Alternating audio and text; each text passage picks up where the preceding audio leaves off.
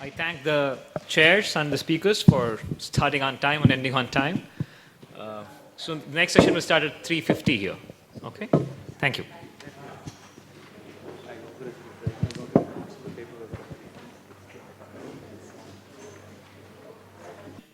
We're going to have two papers in this session. The first one by Professor Arindam Chakarabarti from the University of Hawaii, USA. The title of his paper is Conversing About Conversation for Truth Against Power, Sulabha's Pedagogy of Paresia. Since Arindam is not here, Professor Patil is going to read his paper. The second paper would be presented by Ms. Huma Ansari. She is a research scholar at the University of Delhi. Her paper is titled Vidya and Avidya, Underlying Harmony in the Fundamental Opposites. The session will be chaired by Professor Padma Sarangapani from the Institute of Social and Economic Change, Bangalore. Over to the chair. Thanks. So I invite present Arindam's paper for about 35 or 40 minutes. Yeah. And maybe 10 minutes or so after that for questions. His characteristic voice, nor his wit nor insight. But I'll do my best to read his paper, which we've had to shorten considerably to fit the allotted time. So I'm not quite sure how long it will take.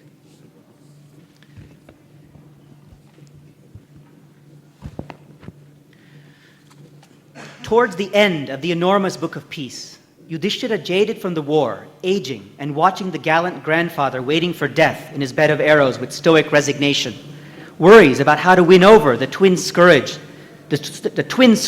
of human existence, decay and death. Could they be overcome by immense wealth, very long life, ascetic austerities, work that guarantees fame lasting longer than one's life or erudition, or by some alchemical rejuvenation? Could one ever attain liberation, that ultimate aim of life, without renouncing the social life of a householder? Is release without escape possible? In answer, Bhishma recounts this Janaka-Sulabha conversation. What was Yudhishthira expected to learn from this story? Surely the newly coronated king could not be expected to emulate the nun, the mendicant Sulabha, nor could he be supposed to model the pathetic character of Janaka. I submit that this is just a very crafty narration of their conversation, is an example of a reflexive pedagogy about pedagogy. It teaches us how to deconstruct the power imbalance between the epistemically and politically superior philosopher king and an unknown monastic beggar woman through a dialogue about dialogue. Can a king enjoying his riches, reputation, and power be really as free and morally as elevated as a nomadic woman, a philosophical gypsy who remains genuinely unperturbed by the worst public humiliation? It seems that the text is saying a resounding no to this question. Rather, Bhishma seems to be warning Yudhishthira that even the most well-trained philosopher king can turn out to be a self-deluded liberation talker, while trying angrily to prove that the monastic guest was an impostor. Think before you slander, lest your own warts be exposed. Can one attain moksha without becoming a sannyasin? The narrative answer to the Sulabha story seems to be a profoundly wry, yes, of course, but. Even as a narrative caveat, we do not know if we should take it as a dialogue which happened between two people in the age of virtues, or as a metaphor of a struggle that happened in Janaka's own mind. Just as the Gita happens in the space of morality, this dialogue is said to have taken place in the time of morality. Could it be a time of reckoning that comes in everyone's life, when inside their body two sides argue against each other, keeping them walking the middle path, if the debate is fair and even? This doubt arises because of a very puzzling preparatory statement made by Bhishma, the didactic storyteller. Listen to this conversation between a man who is liberated in the midst of pomp of royal insignias and umbrellas, and a woman who is equally liberated with the formal monastic signs of carrying a triple staff and a water pot. A conversation that happened, as Bhishma says, in one single locus. Nilakantha interprets this locus somewhat oddly, to mean that two souls can occupy one simple body, because the body is nothing but a house of the self. He comments, the significance of this story is that each of them left their identification with the gross external body and got together in a single body. Well, that would be interesting. Whose body? Janaka's or Sulabha's? We need to get clear, but we cannot. Does Bhishma want us to imagine that Sulabha literally entered the body of Janaka? Or is it simply the royal assembly hall in Mithila that is being spoken of as one location? That would be a disappointing and implausible interpretation. Nilakantha gets carried away and remarks, by means of this story, the point is being made that just as the house is not the self of the house owner, in a single subtle body, two individual souls can exist for some time. Hence, neither the gross nor the subtle body is the self of a person. Didn't the dialogue happen publicly because Janaka was chastised by Sulabha for bringing up unseemly suspicions in the midst of an assembly? And Janaka had complained that Sulabha is trying to overcome his entire cabinet of ministers and eyeing even his courtiers? So perhaps the suggestion is that even public dialogues happen simultaneously inside each interlocutor's body, or perhaps within the body of the single Vedic Puranic cultural ethos. The tussle between masculine power, knowledge, and feminism, frank speech, and renunciation was constantly happening. In this, a dialogue happening inside the listener's body, be it Yudhishthira's or ours? Or is it a conversation of cultures between the Rajarshi, Kshatriya, urban culture and the Shramanic, monastic, wilderness counterculture? Is this a dramatization of the perpetual inner unhomeliness of the Indic mind? Even the stereotypes are reversed here. Usually, it is the philosophical man who extols renunciation and exists or wishes to exist in the world of action, while the economic, life-enjoying woman who extols home life and instills political ambitions in the male.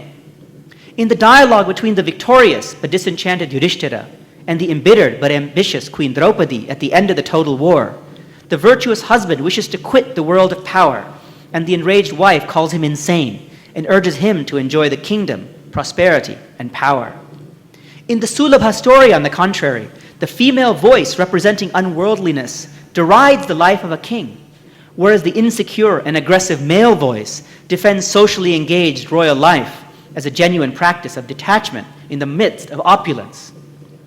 We shall break up both the speeches of Janaka and Sulabha into several segments and try to analyze the segments, almost sentence by sentence, from different angles. Luckily, we do not have to solve here the historical riddle as to whether the Janaka of the Brihadaranyaka Upanishad, the Janaka of the Ramayana who adopted Sita as his daughter, and the Janaka spoken of in the Book of Peace in the Mahabharata are the same or namesakes. Here we are given another telltale of Janaka, the Dharma Dhwaja, flag waver of Dharma. In this name, already the seed of pretentiousness is there, because in the Mahabharata Sanskrit word, Dharma Dhwajan, refers in a derogatory manner to a man who shows off how righteous and pious he is. This flag-waving pious king is introduced as someone whose reputation was that he had attained the fruit of complete renunciation without leaving his kingship. He performed his scripturally enjoined duty as a king perfectly, controlling his senses while ruling the earth. His fame as learned in the Vedas, an efficient ruler and a spiritually emancipated philosopher, made other kings yearn to be like him. The identity of Sulabha, our second protagonist, however, is shrouded in mystery. We are told in the same age of Dharma, an alms-begging itinerant female called Sulabha, belonging to a mendicant order, practiced the discipline of yoga and wandered over the whole earth. In course of her wanderings, Sulabha heard from many staff-carrying ascetics of different places that the ruler of Mithila was devoted to the dharma of emancipation. Hearing this report about King Janaka, curious whether it was true or not, Sulabha sought a personal interview with Janaka. One adjective of the mendicant woman, very suggestive, is that she moved as fast as a speedy missile. Clearly, it is an epithet of her super-quick wit transferred to her physical motion. But the narrator wishes to keep reminding us that her mind was working like an astra, a weapon in this conversation. No wonder Janaka was on the defensive from the very get-go. At the start, of course, the king was ritualistically hospitable to Sulabha, his unexpected guest. For a householder, Bhishma tells Yudhishthira, there is no other god except the guest. Janaka offered Sulabha a special couch, got her feet washed, and welcomed her with fine food according to the rules of etiquette. But when Sulabha made eye contact with Janaka, apparently arresting the king in a psychic lock, Janaka felt first uncomfortable and then threatened. In that assembly of master commentators on religious and philosophical texts, as Janaka sat surrounded by his ministers, this yoga adept, this bhikshuni, entered his intellect with her intellect. Ravished, confused, and intimidated by the young nun's irresistible physical charm and extraordinary yogic powers, the philosopher king starts rambling in the royal assembly. First, he hurls a volley of questions at her. Then he embarks on a long, self-flattering elocution about his own intellectual pedigree and his philosophical position. Next, he brings a slew of charges against Sulabha. One allegation was that she was hiding her real caste, her origins, her illicit designs, and that she was disturbing the social order in several ways by proposing to create several kinds of unhealthy hybridity. Sulabha defends herself against all these charges, but first, with a complex teach-in about how one should and should not talk in public, and then unravels Janaka's political and philosophical power with her polished, measured, and trenchant analysis of the fragility of life, and especially of a king's life. Before we get into the actual dialogue between them, we must first take a look at the psychosocial structure power of the communicative platform. Though Sulabha is a vagrant female ascetic, literally homeless and statusless, and Janaka, both politely and academically, an authority figure, a regent, and a spiritual celebrity at once, Sulabha was supposed to have an initial social advantage as a nun and a guest. She came to ask some specific questions and to catch a glimpse of Janaka's soul to check if it was really liberated or not. In order to do that, she captured the king's attention with some yoga bandhas. Why in the plural? It's because at many levels she held Janaka as a captive audience. As if casting hypnotic spell on him, she made him talk and rave rather randomly, taking up her testing spirit as a challenge. Combatively, Janaka starts the war of words with an avalanche of loaded questions. Where are you from? Where are you off to? Who do you belong to? In your education, age, and caste, I suspect something is not quite right. Trying to show that he has not been overpowered by her, Janaka said, Your ladyship, what exactly are you doing here? Who do you belong to? From where have you come? Where are you headed? Impatiently, without waiting for an answer, Janaka volunteers to tell her about the state of liberation and about the competition between two traditional ways of attaining it, the way of knowledge and the way of action. Then he claims that his teacher has trained him in a third middle way, the Jnana Karma Samuchayavada, which enabled him to possess the highest knowledge of ultimate reality and the self, without giving up social, domestic, and ritual actions. He may look like an ordinary monarch attached to his royal privilege and powers, but actually he's a liberated sage and is uniquely qualified to teach her some philosophical lessons. Introducing himself as the most favorite disciple of the Venerable Panchashikha, belonging to the mendicant order of Parashara's ancestry, Janaka claims that he is not only fully conversant with Sankhya and Yoga, but he has personally attained liberation and perfect equanimity and tranquility of the mind.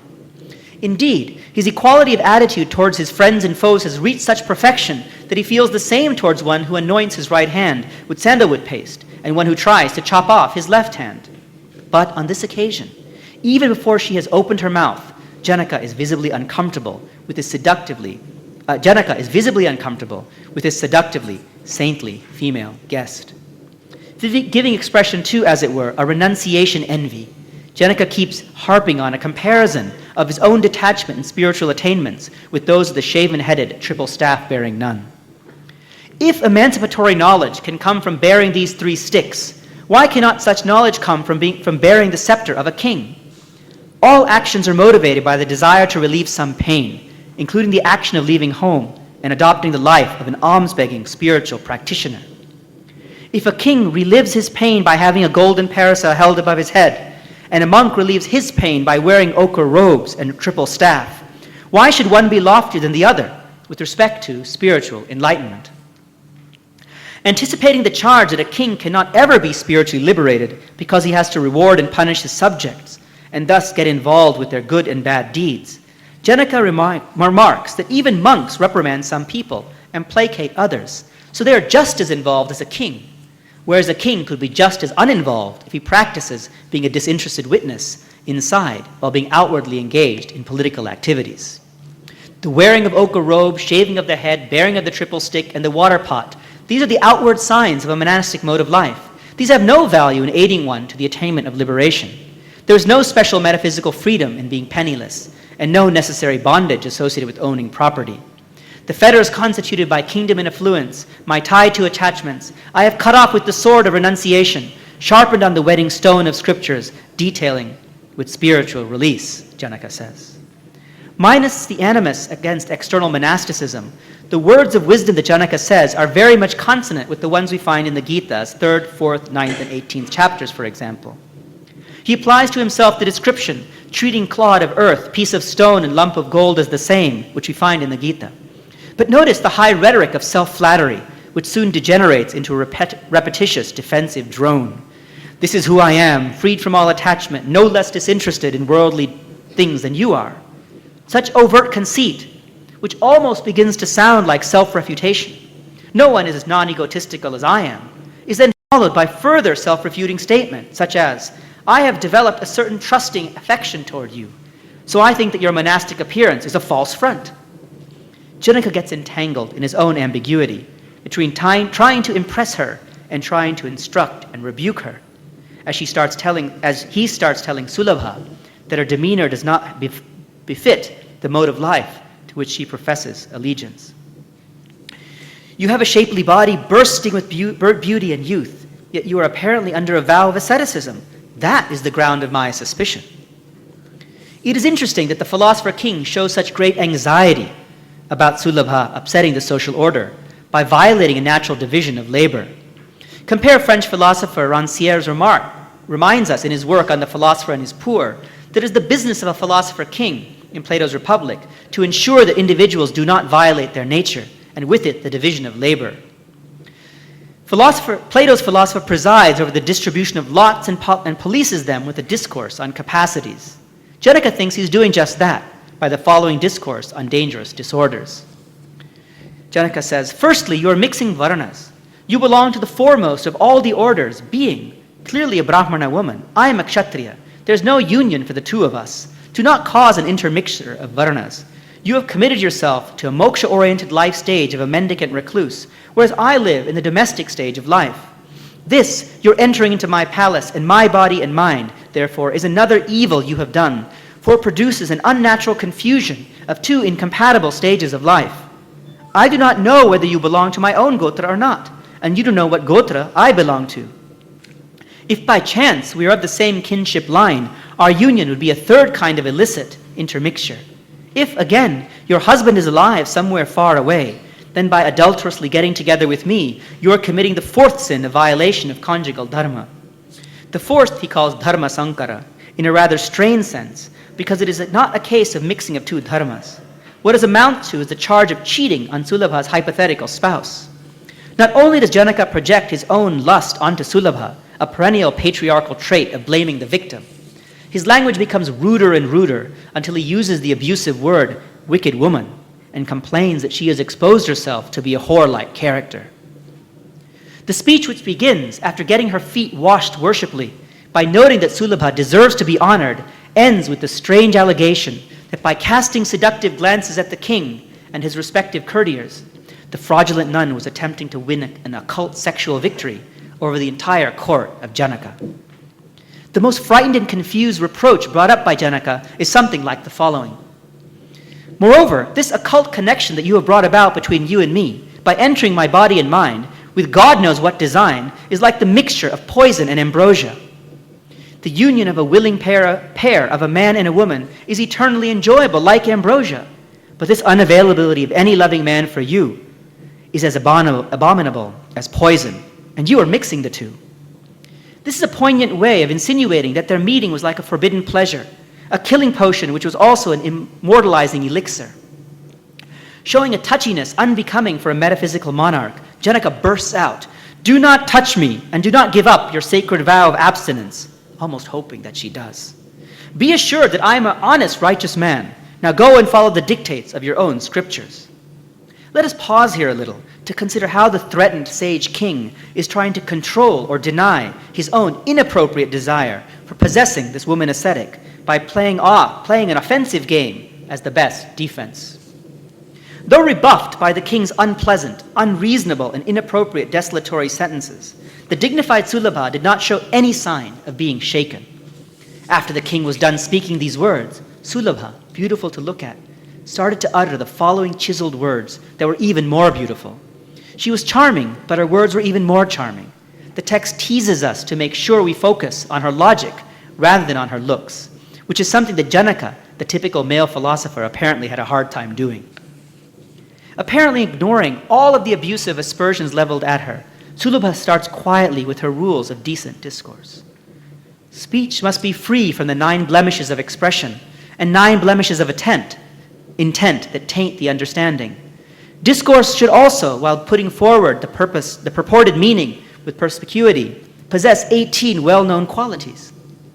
In stark dramatic contrast from the flustered, egotistical, and querulous manner of Janaka's speech, Sulabha's response starts patiently, methodically, tersely, and impersonally, with a formal meta-discourse on the ethics of discourse. As if ignoring all these personal questions, she speaks in abstract generality about how, ideally, meaningful words should be combined into sentences in order to perform obligatory communicative acts. Her refusal to retaliate verbally reminds us of the formulation of what is called the noblest human virtue in an earlier chapter of the Book of Peace. When I am cursed, I do not curse back. Self-control is the door to immortality. And I am telling you this sacred secret. There's nothing higher than being human. The 18 virtues of talk consist of avoidance of the following 18 verbal vices, divided into 9 faults of performance and 9 faults of intent. Verboseness, offensive vulgar words, sensitive verbal words, untruth, utterances flouting all 3 human ends, namely justice, righteousness, prosperity, and pleasure, uncultured or ungrammatical speech, incomplete, too laconic, scanty speech, strained, tortured phrases, arrogant, out-of-turn talk, and unreasonable, irrelevant speech. While listing the 9 flaws of judgment or intention, Sulabha adopts a first-person voice, saying, I shall never speak with these sorts of intent. But it is clear that she is obliquely shaming Janaka by doing a psychological analysis of how he had spoken. Each of the defects she recommends shunning is understood to have been exemplified in Janaka's multiply deficient speech. So, cognitive affective inappropriates of speech are as follows. Speaking out of lust, Janaka's repeated mention of Sulabha's young shapely body and its beauty, and his assumption that she is sexually interested in Janaka, shows that this is how he was speaking. Speaking out of rage, why have you come to the kingdom by closeness to which influential persons have you gained access to my palace? How dare you create 4 kinds of illicit mingling? You are a slut, don't touch me, says Janaka. Speaking out of fear, Janaka's paranoia that Sulabha wants to win over his entire entourage. Speaking out of greed, this would apply to most contemporary marketing talk, Arindam says, which one is taught in management schools and most contemporary profit-making journalism. In ancient and modern India, this would be sycophancy, which praises with the hope of receiving favors or money. But Sulabha is showing and saying that she does not speak as a sycophant, implying that most people who praise Janaka as a great and wise king are speaking out of greed. The Mahabharata is supremely sensitive about greedy teachers of science and philosophy who sell their intellectual capital. In a fine passage of the crucial chapter 144 of Book 12 of the Mahabharata, from which I glean the clearest recommendation of 2-sided moral thinking, Bhishma castigates such greedy, falsely wise people. By berating others' knowledge disciplines, those who advertise their own knowledge disciplines, using their discourse as weapons or arrows, know them to be demonic knowledge merchants. Is Sulabha insinuating that Janaka is one of those greedy, self-promoting speakers, since he is selling his own learning and glorifying his own philosophical lineage, and berating the monastic tradition that she stands for? Continuing the list of defects, speaking out of smallness or diffidence, speaking out of undignified egoism, speaking out of shame, speaking out of pity, speaking out of conceit, all things that Janaka does. Then Sulabha gives a list of positive verbal virtues. Good sentences employed in conversation should be complete, they should not leave out any signified meaning, they're non-equivocal and coherent, they're judicious and logically well constructed, they're concise and not too long-winded, they're full of grace, richness of nuance, smoothness, gentleness, and even of flow. They don't leave room for doubt or ambiguity. And in a public setting, one's speech ought to show acuity or subtlety, proper division and enumeration of pros and cons, well-planned sequence of what is to be discussed, and after what, beginning with a clear statement of the thesis to be proved and ending with a QED, contain an articulate, open statement of the discourse-driving purpose. Compare all of these requirements with the ancient Nyaya list of 22 occasions of defeat. You can see a lot of overlap and similar methodological concern between the two lists. Finally, Sulabha formulates in a couple of terse verses her central general norm for good communication. Just talk, as we have called it, her normative philosophy of language. She says, when the speaker, the listener, and the sentence take equal shares without losing any part into what is intended to be said, only then, O king, does such meaning come to light. In Alice in Wonderland, after using words whimsically to complete semantic anarchy, Humpty Dumpty had asked imperiously, in effect, the question, between the established conventions of a language and the occasion-specific intention of a speaker, who is to be the master? Sulabha comes to the heart of this three-cornered tussle between speaker's meaning, hearer's meaning, and sentence meaning by enunciating a principle of equal importance. Neither the bully nor the self-effacing guesser of the hearer's individual occasion-specific interests, nor the impersonal lexicon should have exclusive control over successful communication of meaning. In the political economy of conversation, giving unequal power to what the speaker unilaterally wants to say leads to one kind of semantic oppression, especially when, like Janaka, the speaker tries to pass off his own interest as the interest of the interlocutor and belittles the listener by second-guessing what she wants to say before she has even spoken. The tyranny of speaker's meaning can lead to a total failure of communication. Sulabha puts this succinctly by way of telling Janaka that all this talk of desire for intercourse has nothing to do with the listener's interest. Janaka is projecting his own desire as the desire of the other. If, on the contrary, the speaker completely throws away his own objectives and tries to speak only from the point of view of the hearer, doubts and suspicions tend to arise out of such a situation, because one suspects that the speaker is not being sincere. Only he is a speaker proper who speaks without going against his own intentions or the intention of the hearer. This attention to equality in meaning determination, I submit, has a deeper connection with the Mahabharata's general valuation of equality, which is also reflected in the Gita's definition of yoga as equality and in Bhishma's unusual definition of cruelty in terms of gloating over flaunted inequality.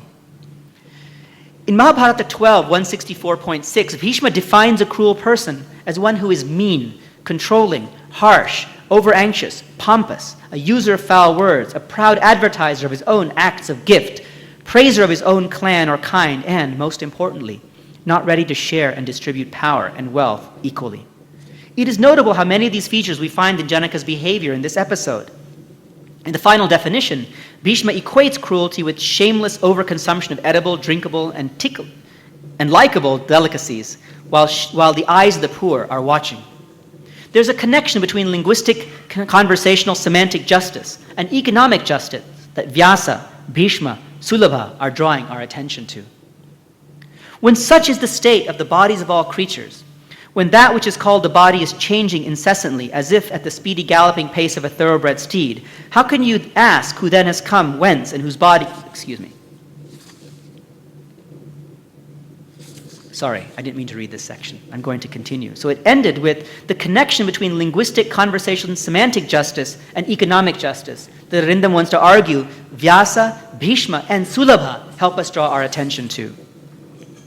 Finally, with a calm self-assurance, Sulabha meets the spurious allegations brought about by Janaka by telling him who she is and what lineage she belongs to.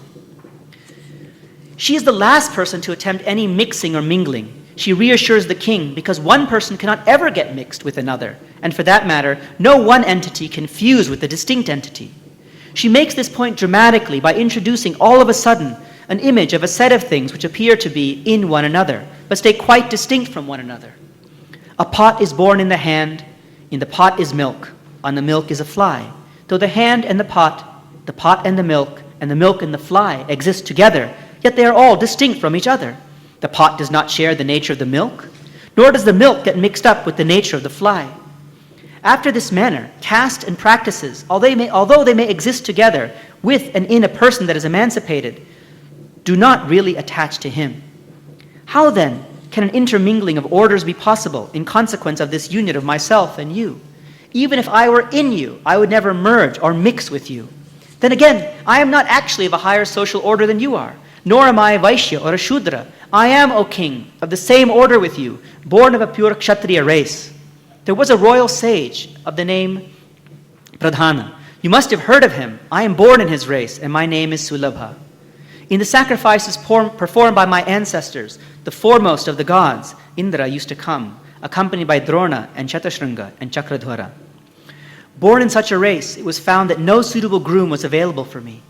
Instructed then in the religion of emancipation, I wander over the earth alone, observant of the practices of asceticism. I practice no hypocrisy in the manner of the life of renunciation. I am not a thief that appropriates what belongs to others. I am not an illicit intermixer of the practices belonging to the different orders. I am firm in the practices that belong to that mode of life to which I properly belong. I am firm and steady in my vows. I never utter any word without reflecting on its propriety. I did not come to see you without having thinking about it properly, O monarch, having heard that your understanding has been purified by the religious practice of the path of liberation. I came here from desire of some benefit. Indeed, it was for inquiring of thee about emancipation that I had come. I am not saying this taking sides and favoring my own kind or class. I do not say it for glorifying myself and humiliating my opponents. Impelled by sincerity only, I am saying that he who is emancipated never indulges in intellectual, dialectical disputation for the sake of victory. He, on the other hand, is really emancipated who devotes himself to Brahma, that sole seat of tranquility. A person of the mendicant order resides for only one night in an empty house. I shall reside for this one night in your person, which I have already said is like an empty chamber, destitute of knowledge. You have honored me with conversational hospitality. She must be sarcastic. Now, having slept this one night in your empty person, which I have made my temporary home, O ruler of Mithila, tomorrow I shall depart. Bhishma continued. Hearing these useful and significant sentences supported with reason, King Janaka did not say anything more after this. So Janaka is silenced. The Nyaya classification of this outcome in a debate is cannot think of what to say, and is typically represented by the gesture of hanging one's head in shame and trying to doodle on the ground with one's finger. From the fact that Janaka is silenced and Sulabha had the last word, however, one should not deduce that the Mahabharata wants us to conclude that in the substantial issue between working family life versus renouncing contemplative ascetic life, the ascetic life of external renunciation is preferable or ethically superior. The Mahabharata robustly reminds us in the same book of peace that family life is the mother of all ashramas. In stark contrast with the flustered and angry tone of Janaka's increasingly indecent speech, we have seen how Sulabha's response starts patiently, methodically, and didactically with a formal meta-discourse on the ethics of discourse, as if ignoring all these personal 5 or 10 minutes, depending on what you want to see how I do. As if ignoring all these personal questions and nasty aspersions, she starts speaking in abstract generality about how ideally meaningful words should be combined into sentences in order to perform communicative acts. Her resolute refusal to take verbal revenge reminds us of the highest virtue that the Mahabharata teaches. When I am cursed, I do not curse back. Self-control is the door to immortality. And I am telling you this sacred secret. There is nothing higher than being human. But what Sulabha is practicing could also be seen as telling truth to power. This is practiced by many courageous creatures in a weaker position in the larger narrative where, as we have shown, a truth-telling mongoose keeps the righteous Yudhishthira on track by showing how incomplete his much adulated sacrificial festival of the gift was. In the immediately preceding part on the ethics of crisis of the Book of Peace, we have heard a supernatural bird refuse a great forgiving king's offer of friendship because humans cannot be trusted as friends of birds and beasts. And of course, in the Book of the Forest, we have the wise housewife and the pious hunter-butcher putting the high-caste Vedic scholar Kaushika in his place. The speaker's primary commitment is to unconcealment, and we have seen how Sulabha's frankness is exemplified in admitting that she is born of a Kshatriya family, but a husband suitable to me being unavailable, she took monastic vows and roamed around by herself, practicing the ethics of emancipation. In openly debunking both the wisdom and the power of the king and telling him on his face Everyone is king in their own house, but you are under the control of your own underlings, and you cannot even have your own way in your choice of women or fun and games. She takes a risk, the risk of imprisonment, and perhaps endangers her own life. Her criticisms are directed toward Janaka's speech, demeanor, attitude, and his false pride of being emancipated. Further descriptions by Foucault also match the Sulabha-Janaka dialogue. Sulabha advises Janaka that he should look within himself, being aware of the 4 ways in which people get addicted to things, which are sleeping, enjoying, eating, and clothing oneself. She also points out where his speech and attitude he went astray. Of course, what constitutes truth-telling as a virtue is one of the most troublesome questions of the Mahabharata. In chapter 109 of the Book of Peace, Bhishma problematizes truth and truth-telling. Like the Yoga Sutra, which takes non-violence to be the more basic and overriding virtue, Bhishma calls truth that results in harm and violence to be untruth. A richer notion of truth emerges with 3 overarching principles of justice that Bhishma formulates here. Justice has been taught for the sake of the overall flourishing of people. Whatever is connected to flourishing is just. Justice is called dharma because it holds society together. Whatever promotes holding people together is just. Justice has been commanded for the sake of avoidance of injury. Whatever promotes non-injury is just. Especially at the time of crisis, we cannot act on any set of simple principles. We need more complex and nuanced deliberation before and after we act. In other contexts, therefore, Bhishma speaks of 13 aspects of the full-blooded virtue of truthfulness. The Vedic Puranic culture, I'm just going to move to the conclusion. The Vedic Puranic culture was not by any standard non-violent. It was at least as addicted to war and conflict as the cultures of Greek and Roman antiquity. Yet not only the Shramanic counterculture, but even the Vedic Brahminical mainstream itself took non-violence to all living things as an overriding universal great vow. The Mahabharata, for all its vivid description of a bloody battle of ownership of land, is never tired of extolling non-cruelty as the paramount virtue. Here one could raise the question whether its upholding of non-violence as a regulative ideal was sheer hypocrisy or doublethink, since the text surely relished gory descriptions of cousins butchering and badgering each other. Perhaps the civilization idealizes non-cruelty and non-injury as virtues, only to the extent that it finds cruelty and collaborative deliberate injury rampant in its own actual history. Judged by this criterion, given the obsessive idealization of non-violence, the ancient Indic communities must have been pretty violent on the average. But one of their central civilizational features remained their obsessive attention to the power of the spoken word. This attention to rule-abiding conversation inquiry led, at least the Vedic, the Ajivika, Jaina, and Buddhist intellectual elite, to an ethics of inquiry and dialogue, togetherness in discourse and inquiry as a method of dissipating violence, negotiating conflict and managing anger. How should we talk to one another? This, in a way, is the central question of the king and the nun story. Is speech a way to control, dissipate, or vent violence? How can we make sure that our words heal, build, and create, rather than hurt, explode, and kill? According to the Rigvedic hymn to knowledge, speech was born out of love, splitting out as addressing the second self, and we violate its basic nature if we use it to hate and humiliate others. If speech, who willingly reverts her inner body only to the humble lover, is used aggressively to win debates and vanquish opponents without compassion for less gifted speakers in the community, then such selfish speech goes in vain, without nourishing the society. For the sake of nourishing growth of living beings, ethical conduct is prescribed, so one should ascertain that to be dharma, which is connected to flourishing. The two ways dharma is recommended not just for political leaders and monarchs. Following one branch dharma, no one can lead a self-critical, other-responsive ethical ideal. This is why the narrative ethics of the Mahabharata remains dialogical and begins and ends with open debates where each is supposed to take both sides. All these ethical binaries are transcended, of course, in moksha at the end, but then the transcendence is also transcended. One has to be unattached even to the disattachment, renounce the renunciation of right and wrong, and then enjoy living a spontaneously self-critical, other-respecting moral life of non-cruelty. But that is another story.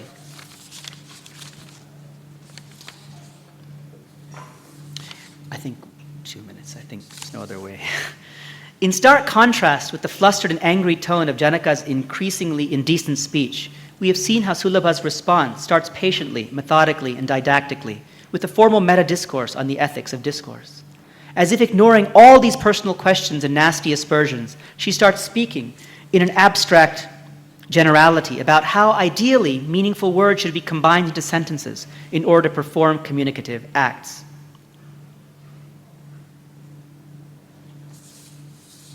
Sorry.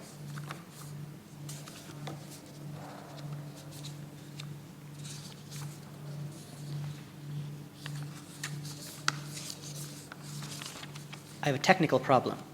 5 seconds.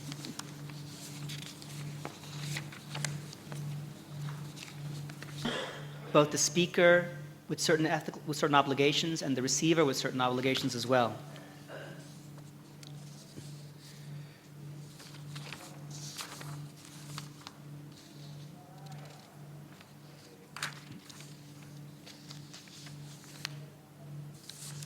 I actually think that's where we'll end, with the two ways dharma. Let me just read that again. The two ways dharma is recommended not just for political leaders and monarchs. Following a one-branch dharma, no one can lead a self-critical, other-responsive ethical life. That is why the narrative ethics of the Mahabharata remains dialogical and begins and ends with open debates where each is supposed to take sides. All these ethical binaries are transcended, of course, in moksha at the end. But then the transcendent is also transcended. One has to be unattached even to the detachment, renounce the renunciation of right and wrong, and then enjoy living a spontaneously self-critical, other-respecting, moral life of non-cruelty. But that, Arindam tells us, is another story for another day. Said that he will take questions and he will give his answers, not Arindam's. So we have about 10 minutes for questions. Questions to start with. I was wondering, the way the idea or concept of emancipation comes out in this paper, looks like it's connected to something like how do we approach knowledge, how do we formulate appropriate conversation, or how do we formulate questions such that we arrive at answers which will eliminate violence, so to speak. This is in some contrast to our general understanding of emancipation as freeing oneself from the injustice of social life. So emancipation, when it's used in political philosophy, talks about equalizing people, bringing about justice as fairness, justice as equality, and so on. It looks like this notion of emancipation is something different. Would you agree? Or?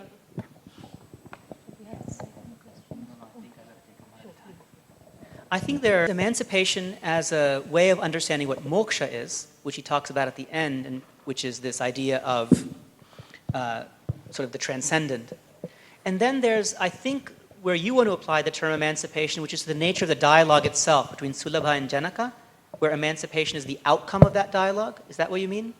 So in that case, right, in that case, what is being argued, or what that dialogue, and reading it carefully helps us to see, is that there is an ethics of conversation that places demands on both the speaker and the listener, and in which one of the overriding concerns is to not be cruel. So if you want to interpret those demands as leading to a kind of emancipation, then one can do that. But I'm not sure how it naturally falls out of that particular dialogue. But maybe I wasn't understanding.